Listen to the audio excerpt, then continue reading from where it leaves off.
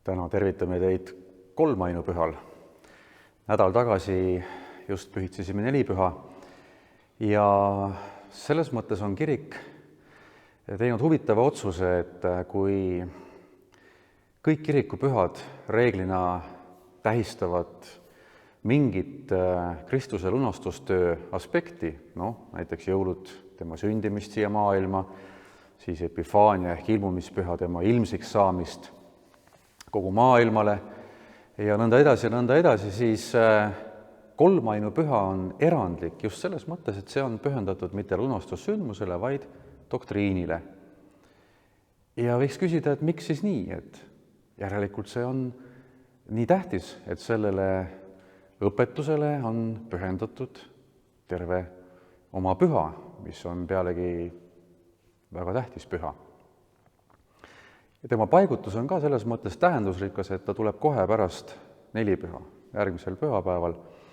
Ja me võiksime mõelda, et ta on selles mõttes loogiline, et on ilmutatud meile Isa ja Poega ja Püha Vaimu ja nüüd on siis nii-öelda kõik nad meile esitatud lunastusloos ja me võime siis nüüd nii-öelda selle õpetuse formuleerida, selle õpetuse välja kuulutada.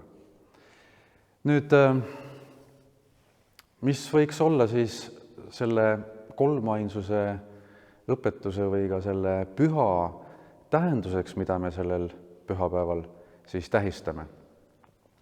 Kui me räägime Jumalast, kes on ju üks, nagu me ütleme, aga kolmes isikus, siis me kõneleme sellest, et kuidas me Jumalat kogeme.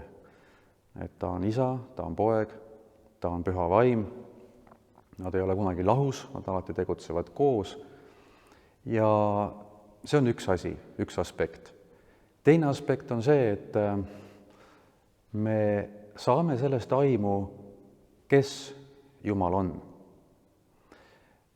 Ja me näeme pühakirjast ja kirik õpetab samamoodi, et Jumal, kuigi ta on üks, ei ole üksildane, ta ei ole üksi. Jumal on osadus. Jumal on kolmainsus, seal on kolm isikut ja need isikud lisaks sellele on ka omavahel armastavas harmoonias.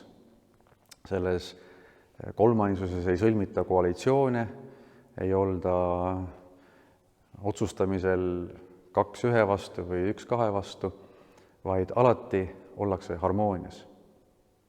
Ja nüüd võiksime küsida, mis on selle püha siis praktiline tähendus meile.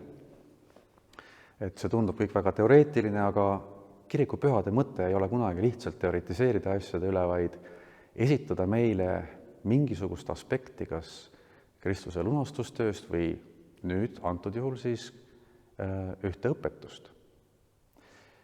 See on tegelikult väga praktiline, et nii nagu me oleme loodud Jumala kuju järgi, Jumala sarnaselt, et siis tähendab see seda, et me oleme samamoodi inimesed, kes ei ole loodud olema üksildased või üksi, vaid me oleme loodud osaduseks, eelkõige Jumalaga, oma loojaga, aga ka oma kaasinimestega.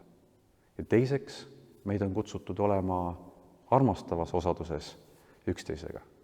Ja loomulikult kirik, kogudus on see kõige parem keskkond, kus see avaldub.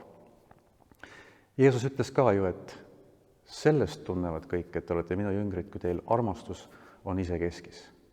Nõnda siis kutsub see õpetus meid elama Jumala eeskuju kohaselt. Armastama Jumalat ja armastama oma ligimest, olema üksmeelsed, olema harmoonilises armastuses oma koguduse keskel ja tegema Jumala rõõmusõnumi kuulutamise tööd.